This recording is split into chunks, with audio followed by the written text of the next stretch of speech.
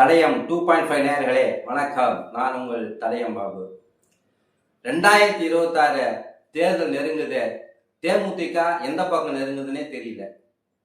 திடீர்னு காலையில் எழுந்தா தேமுதிக திமுக பக்கம் போகுதுன்றாங்க.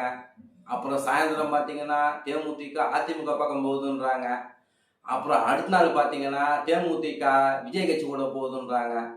ஆனால் ரெண்டு கட்சியிலையுமே திமுகவிலையும் அதிமுகவிலையுமே தேமுதிக தலைமை பேச்சுவார்த்தையை நடத்தி கொண்டிருக்கிறது. அவங்களுக்கு இன்னும் சரியா அந்த கமிட்மெண்ட் முடியல.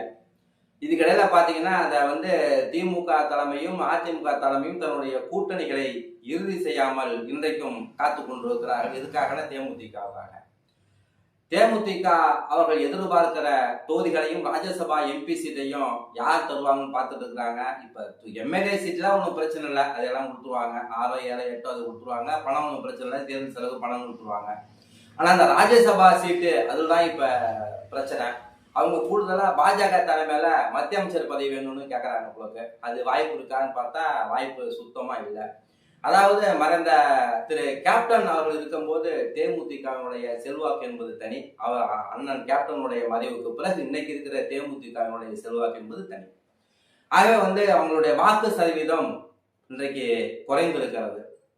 அதனால இந்த தேமுதிகவை காப்பாற்றி கரை சேர்க்க வேண்டும் என்று சொன்னால் திமுகவோட அதிமுகவோட மரியாதைக்குரிய பொதுச் செயலாளர் திருமதி பிரேமலதா அவர்கள் கைகுலுக்கி கொண்டால்தான் நன்றாக இருக்கும். ஏன்னு பார்த்தீங்கன்னா திடீர்னு பார்த்தீங்கன்னா அப்புறம் கூட்டணியே வேணாம் நீங்க போங்க அப்படின்னு சொல்லிட்டு திமுக அதிமுக முடிவெடுத்து போச்சுன்னா தேமுதிகவினுடைய நிலைமை பரிதாபகரமா போயிடும். மேலும் அதுக்கப்புறம் பார்த்தீங்கன்னா தேமுதிக விருதாசலம் தொகுதியை கேட்குது அப்படின்னு சொல்லிட்டு இருந்தாங்க. ஆனா இல்ல, தேமுதிக ரிஷிவந்தியத்தை கேட்கறாங்க. ரிஷிவந்தியத்துல அந்த கட்சியினுடைய பொதுச் செயலாளர் திருமதி பிரேமலதா மேல நிக்க இருக்கிறாங்க. அவங்க தேமுதிக பிரேமலதா இப்ப ரிஷிவந்தியன் தொகுதி போயிட்டாங்கன்னா விருதாசலத்தில் இருக்கக்கூடிய திமுகவினருக்கும் அதிமுகவினருக்கும் ரொம்ப மகிழ்ச்சி. எப்பா இந்த முறையாச்சும் 2026 நம்ம திமுக எம்எல்ஏ நிற்போம் அப்படின்ற மாதிரியும் மறைந்த பொழுது தமிழர்களுக்கு அப்புறம் யாரும் திமுக கேண்டிடேட்டே இல்லை.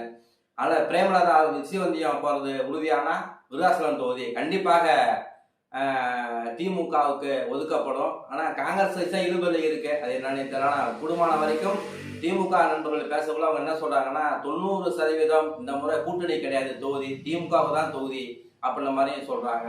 எது எப்படியோ விருதாசலத்தில் யார் ஆளுங்கட்சி வராங்களோ அந்த எம்எல்ஏ வெற்றி பெற்றால் தொகுதி வளர்ச்சி அடையும், மாவட்டமாகும் என்று நாங்கள் எதிர்பார்க்கிறோம். நன்றி, வணக்கம்.